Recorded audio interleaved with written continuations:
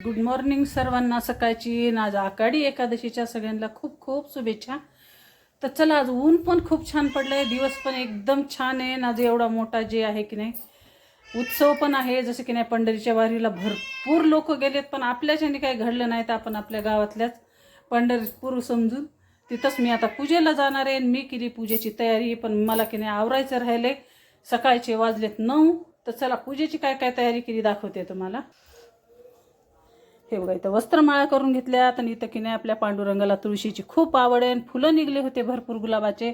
आणि इथं घेतलं मी वटीचं सामान, जसं की बांगड्या, तांदूळ, थोडंसं नारळ आणि इथं ब्लाऊज पीस.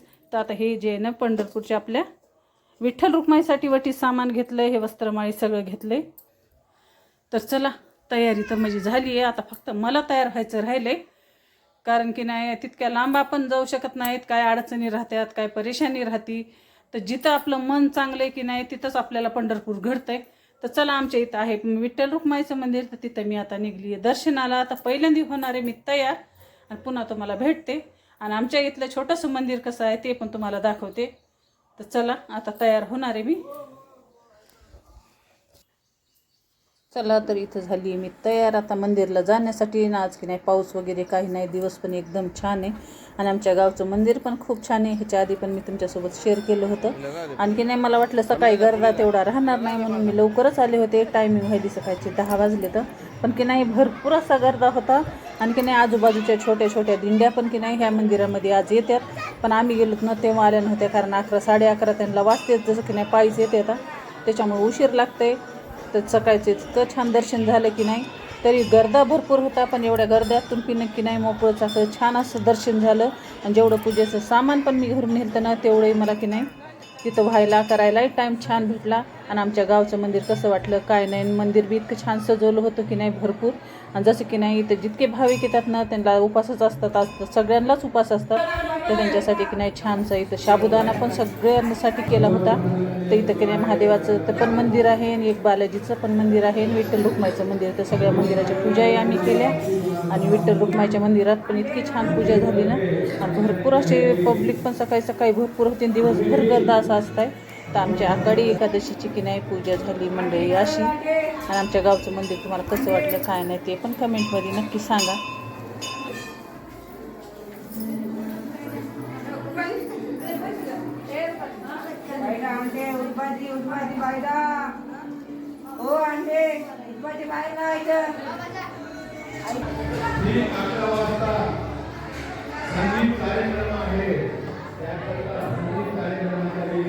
हसला नाही.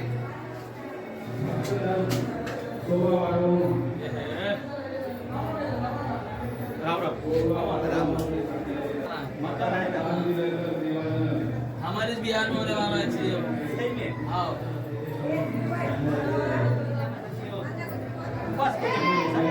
डायरी मध्ये नवीन काय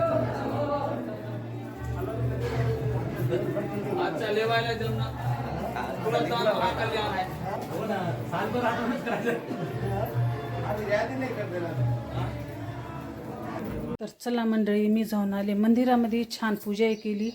आता आले घरी. घरची मी पूजा काही केली नव्हती, कारण की नाही गर्दा खूप होतं. मग पण आपल्याला की नाही जशी पूजा करायची ना तसं भेटत नाही, म्हणून की नाही वस्त्रमाळा सगळं करून नेलतं. मग गळ्यात घालायला ते की नाही नुसतं ढकलीत राहते, त्याच्यामुळं आधी तर बाहेरली पूजा केली, पुन्हा आल्यावर मी घरची पूजा केली. आणि आता मला करायचं आहे फराळाचं. हे बघा, हे तुम्हाला माहिती आहे की नाही मला कमेंटमध्ये नक्की सांगा. तर ही आहे करडी, आणि ही की नाही इथं भेटत नाही, तर महाराष्ट्रामधून आम्ही आणली होती तेल काढण्यासाठी. तर आज मला करायचा आहे करडीचा गोड भात, आणि ते करायचं आहे भगरीपासून, कारण उपास पण आहे आणि देवाला की नाही निवत्त पण गोडचं चलतंय. त्याच्यामुळं की नाही फराळाचं करायचं. इथं साबुदाणा पण भिजू घातला मी. आणि आलू टफीसाठी हे बघा, इथं आलू टफीसाठी ना भात शिजवायले. इथं आपला साबुदाणा भिजू घातला आहे, आणि ही दाखवली मी तुम्हाला करडी. तर ही करडी मी रात्रभर जे की नाही भिजू घातली होती पाण्यात. आणि आता की नाही ही मिक्सरमधून छान अशी वाटून घेतली आहे. ह्याचं की नाही आता आपल्याला सगळं दूध काढून घ्यायचं आहे, जसं की नाही आपण कच्च्या नारळाचं दूध काढतोत ना. तर हे बघा, अशा प्रकारे आपल्याला ह्याचं सगळं दूध काढून घ्यायचं आहे. आणि हे छानसं असं चाळून घ्यायचं. आणि ह्याचं घट्ट दूध जे आहे ना ते सगळं आपल्याला भातामध्ये टाकायचं, आणि भगरीचा भात जे ना करायचा आहे. आणि आज मी करणार आहे करडीचा भात. आणि त्याची रेसिपी जे तुमच्यासोबत शेअर करीत आहे.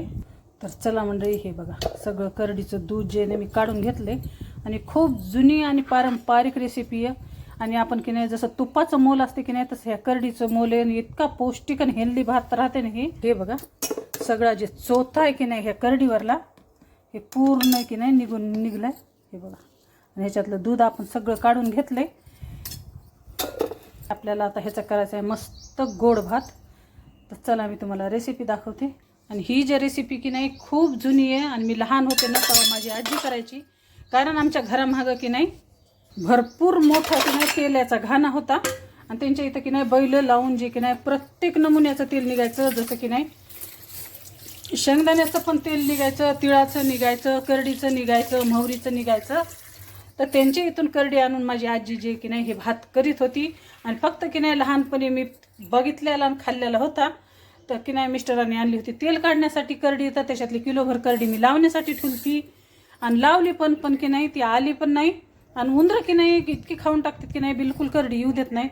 तर जराशी ठेवली होती मी घरात शिल्लक. तर म्हणलं त्याचा भात जे आहे ना स्वीट डिश की नाही पितळाचं छोटंसं बघून ठेवलं मी गरम करायला. त्याच्यामध्ये टाकले साजूक तूप आणि हे टाकले तुम्ही काजू आणि हे तेलामध्ये की नाही छान असे मस्त खमंग भाजून घ्यायचे.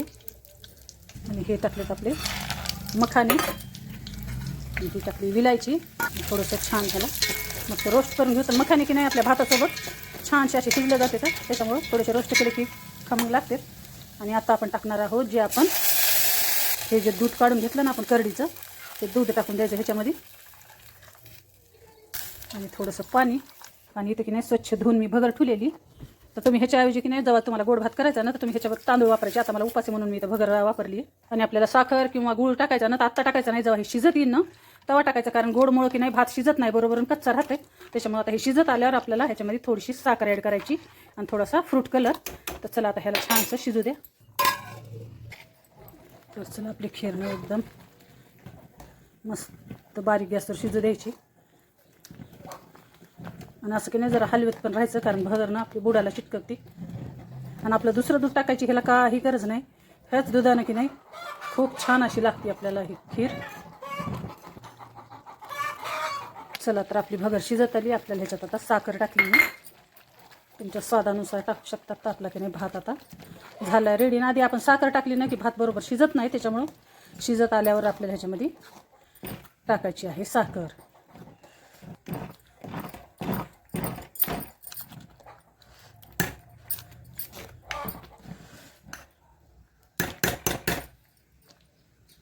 आणि बघू शकताय आपला भात एकदम खीरनं आपली उपासाची एकदम छान अशी करडीची झाली आहे तयार मंडळी. तर तुम्हाला पूर्ण रेसिपी कशी वाटली काय नाही कमेंटमध्ये नक्की सांगा. आणि नक्की ट्राय करा आणि कशी लागली काय नाही ते पण मला नक्की सांगा.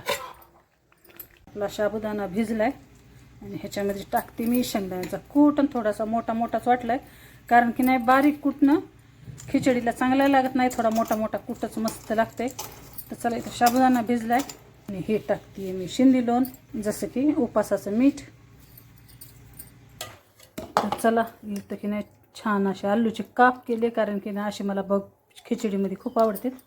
इथं मस्त आणले दही, हिरवी मिरची घेतली कुटून. आणि चला आता इथं मी साबुदाणा फोडणी देणार आहे.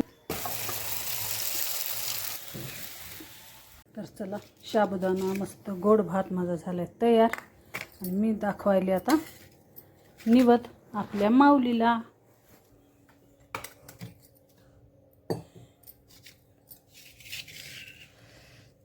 तर सकाळी की नाही मंदिरातून आल्यावर इथे छानशी मी पूजा केली. चला आधी आपल्या माऊलीला फराळाचं आणि पुन्हा आपण करायचं फराळाचं. तर चला सकाळची पूजा झाली, निवद वगैरे सगळं दाखवला. चला आता मिस्टरांची वाट बघायले कारण फराळाचं सगळं झाले तयार. आणि आता आम्ही दोघंजण फराळ करून घेतो. तर आज आकाशला पण आहे उपास. तर फराळाचं पण झालं आहे. तर या मंडळी तुम्ही पण सगळेजण फराळाचं करायला. चला मंडळी तर संध्याकाळच्या की नाही फराळामध्ये काय आहे ते तुम्हाला सांगते ना. आज की नाही पाऊस नाही आला, थोडासा पाऊस आला पण गरमी इतकी व्हायची की नाही. संध्याकाळच्या की नाही फराळाचं स्वयंपाक माझं चालू इथं दाखवते की काय ते बघा. त्या मस्त केल्यात आपल्या भगरीच्या भाकरी आणि आमच्या तिघा जणाला आहेत उपास, त्याच्यामुळे इथं भगरीच्या भाकरी केल्या. आता कमेंटमध्ये नक्कीच सांगा. आणि आमच्या इथं तर आहे भगरीच्या भाकरी, आलूची भाजी, थोडीशी टमाट्याची आमटी. तर आता संध्याकाळचं फराळाचं आहे माझं असं. तर चला मंडळी, संध्याकाळचा फराळ आहे तयार. तर इथं केली मस्त शेंगदाणे टमॅटो टाकून आमटी, इथं केली सुकी आलूची भाजी आणि इथं केली आता भगरीच्या भाकरी. तर संध्याकाळचं आपलं फराळाचं आहे साधं सिंपल आणि कमी तेलाचं. तर चला या तुम्ही पण मस्त गरमागरम फराळाचं करण्यासाठी.